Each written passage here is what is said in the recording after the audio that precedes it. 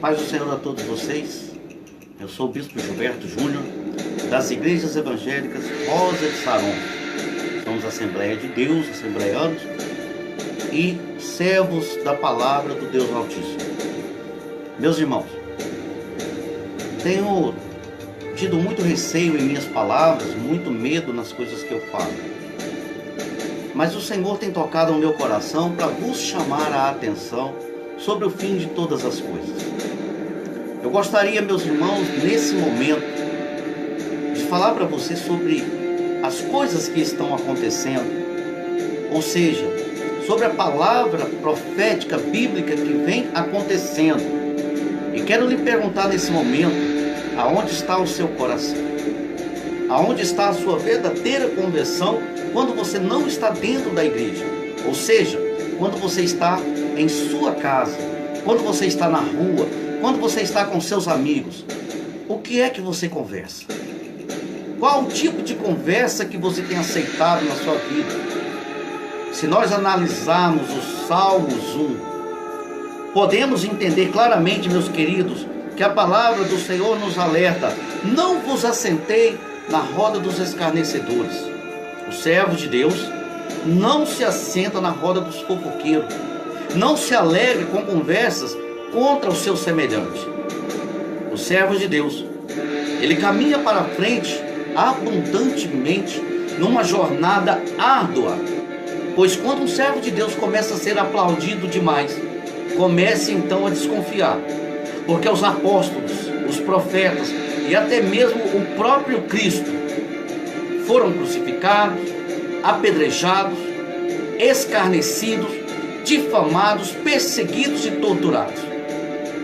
A palavra disse que no mundo só tereis aflições. E quando o servo de Deus está com tudo bom demais, comece a dobrar o joelho e perguntar a Deus por quê. Porque o inimigo pode jogar uma máscara para que você pense que você está certinho na palavra de Deus. Cuidado, meus irmãos, com o julgamento contra o teu semelhante. Não condene o seu próximo, antes ame-o, pois é o segundo maior mandamento que Jesus Cristo nos deixou. Amar o seu semelhante, ame o teu próximo como você ama a ti mesmo. Devemos entender que o apóstolo Paulo deixou em 1 Coríntios capítulo 13, versículo 1: ainda que eu falasse a língua dos homens e dos anjos, sem amor eu nada seria. O livro de Apocalipse vem falando de coisas tristes, tenebrosas, assustadoras que irão acontecer nos finais do tempo. Mas antes de falarmos de Apocalipse, gostaria de começar por Mateus. No livro de Mateus, capítulo 24 em diante, você vai encontrar palavras sábias de Jesus Cristo, falando de guerras, de notícias de guerras, e que ainda não é o fim.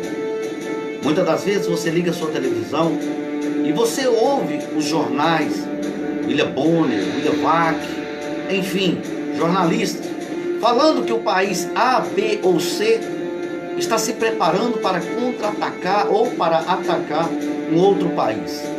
Muitas das vezes a guerra até acontece, como foi agora a guerra na Síria. Devemos entender, meus irmãos, que as profecias bíblicas estão sendo realizadas. Devemos entender que no livro de Mateus, capítulo 24, versículo 10 em diante, deixa claro que surgirão muitos falsos profetas e enganarão a muitos. E por se multiplicar esse tipo de maldade, o amor de muitas pessoas se esfriará. Mas aquele que permanecer até o fim, ele será salvo. A Bíblia fala de trombetas tocando, de pessoas sendo arrebatadas, pessoas que servem ao Senhor, pessoas que trocam as ilusões desse mundo para servir unicamente ao Senhor. A Bíblia fala que num piscar de olhos, os servos do Senhor subirão aos céus. E ai daquele que ficar, pois será momento de tribulação, será momento de ranger de dente, momento de vender a sua alma.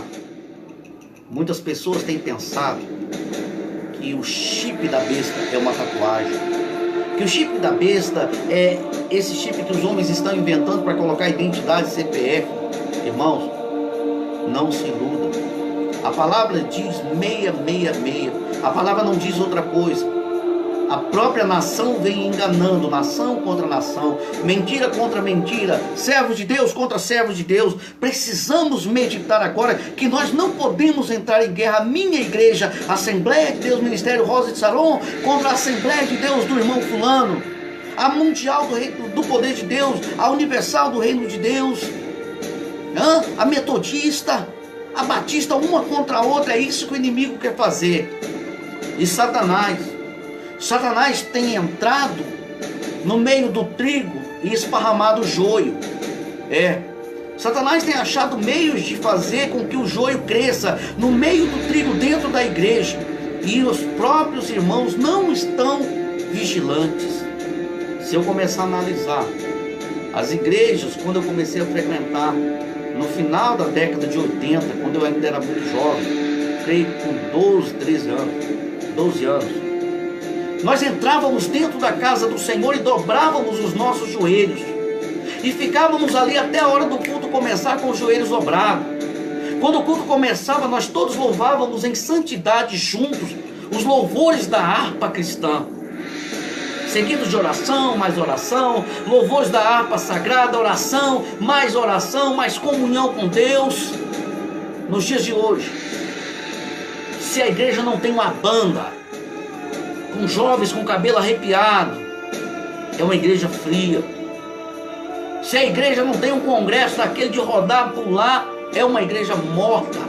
Se a igreja não tem profecia, ali não habita o Espírito Santo de Deus.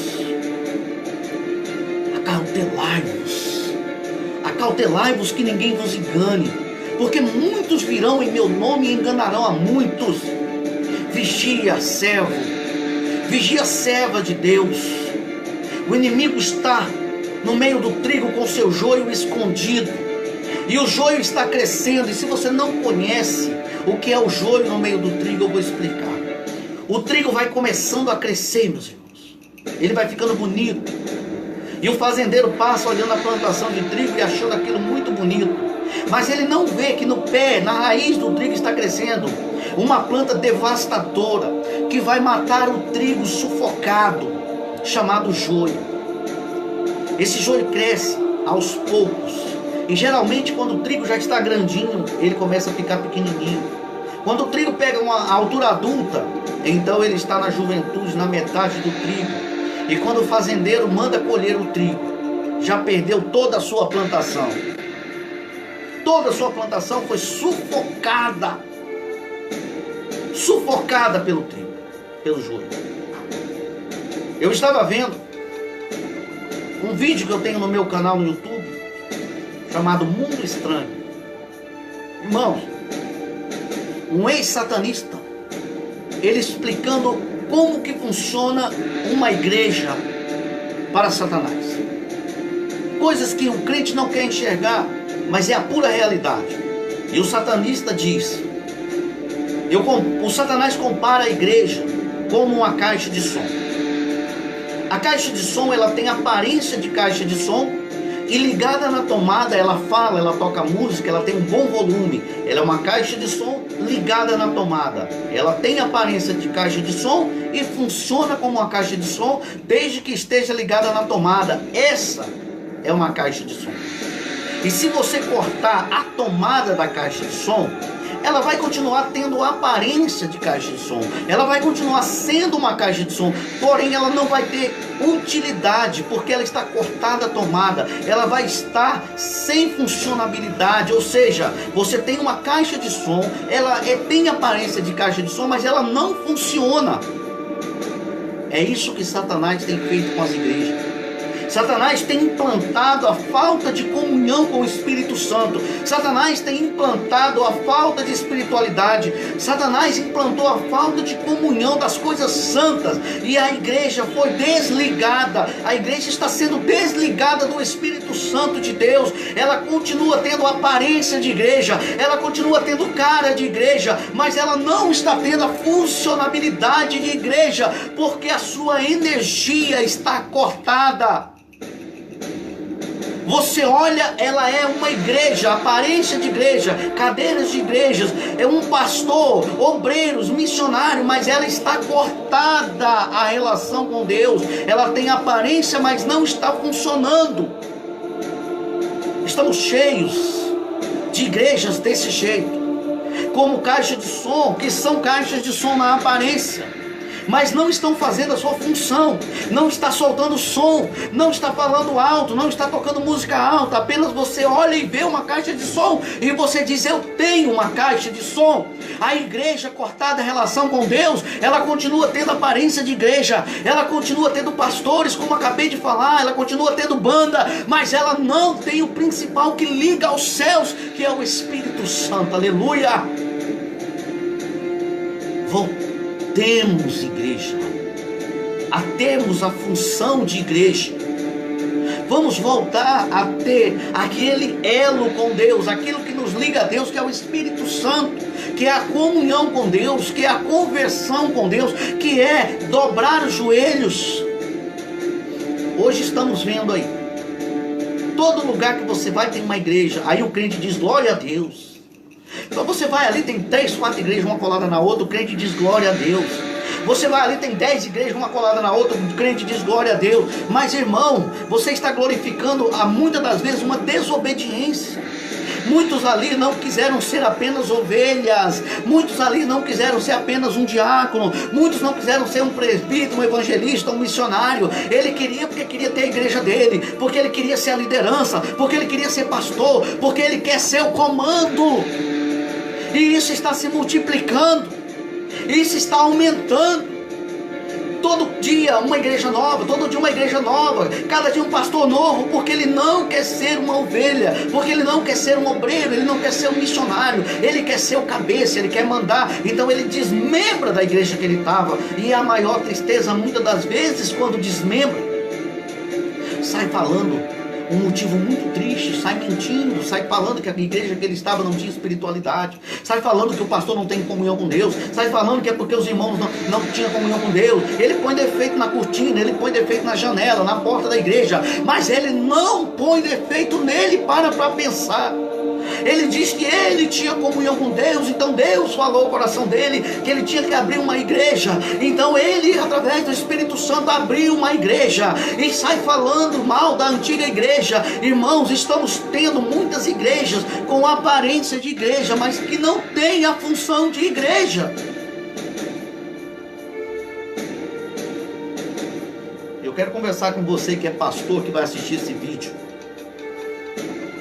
Meu irmão, quantas das vezes você se permite ver ovelhas da sua igreja falar mal de outros pastores, e para não perder o dízimo, para não perder a oferta, você não repreende em nome de Jesus, você não aconselha, você não pega pesado.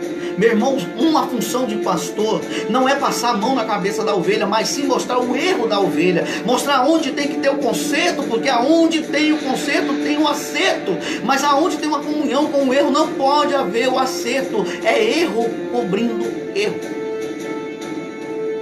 Cuidado, pastor. Cuidado, pastor.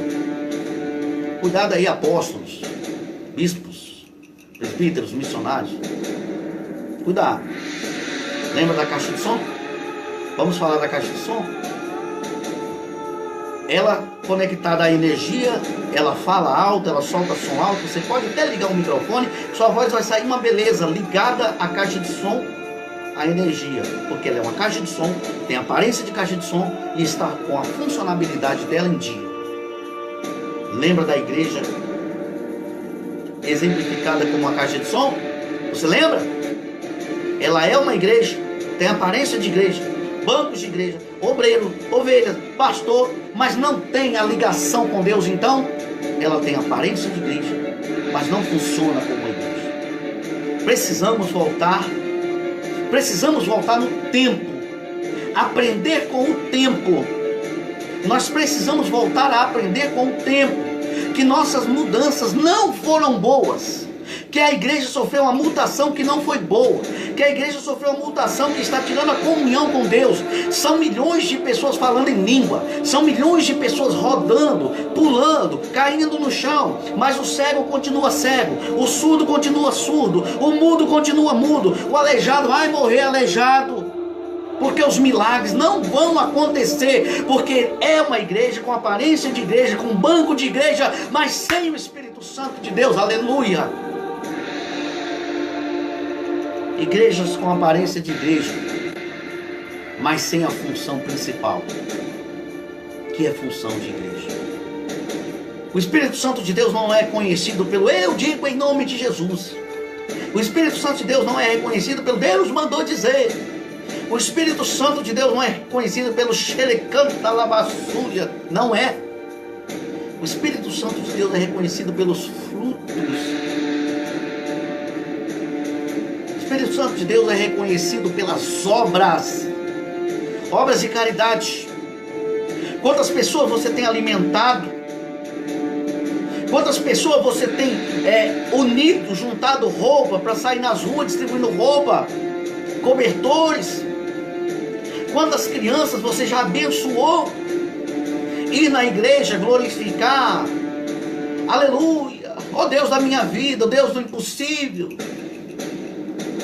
Isso é apenas glorificação.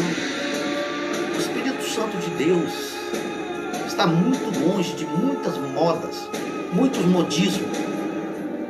Vamos voltar a sermos uma igreja, não apenas termos uma aparência de igreja, mas vamos voltar a ser uma igreja exemplo do Senhor. Não estou aqui para ser melhor do que você, não estou aqui para dizer que a minha igreja Rosa de Saron, eu sou o bispo da Assembleia de Deus, Ministério Rosa de Saron, sou melhor do que A, B ou C. Não, talvez eu sou menor do que você, mas nesse momento eu estou sendo usado para lhe dizer: igreja, não tenha apenas a aparência de igreja, mas volte a ter a função de igreja. Volte ao tempo de joelhos dobrados, volte ao tempo de adoração ao Senhor, porque aquele que crê e for batizado será salvo. Que Deus te abençoe, que Deus repreenda todo o mal na sua vida e na minha, e que Deus tenha misericórdia de cada um de nós, porque seremos arrebatados ou não. E quando a trombeta tocar, a Bíblia fala que não haverá mais tempo. A sua oportunidade é agora. Se você é desviado dos caminhos do Senhor, eu desviei porque perdi a fé, eu desviei porque vi algo que não gostei na igreja. Se você viu algo que te fez desgostar da igreja, é porque você não estava na igreja por causa de Jesus. Você estava lá para tomar conta da vida dos outros. Então você viu e se, eu vou sair. Quando você for à igreja e o seu foco for Jesus, você não vai se decepcionar. Muitas pessoas vão à igreja e depois saem porque o pastor é isso, porque a mulher do pastor é aquilo.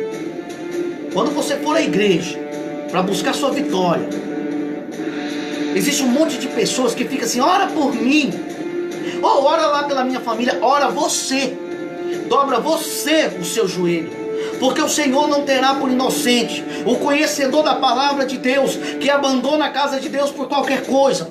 O Senhor não terá por inocente aquele que fica só ora por mim e não vai fazer a obra dele. É a palavra de Deus contra você, e entre você e Deus, você não é nada.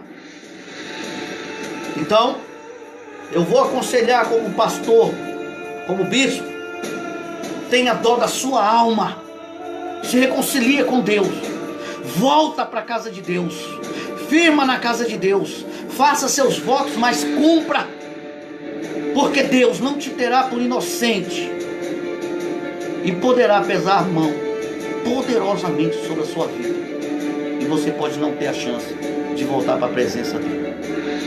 Eu sou o bispo Gilberto Júnior, das igrejas da Assembleia de Deus, Ministérios Rosa de Saron, do estado de Minas Gerais, dizendo a você: volta a sua união com Deus, volte a ter comunhão com Deus, para que no dia do juízo final, Deus te tenha por inocente. Deus te tenha como filho e você não fique junto com os outros, jogado pelo inimigo. Que Deus te abençoe, que Deus te guarde e que Deus te guie.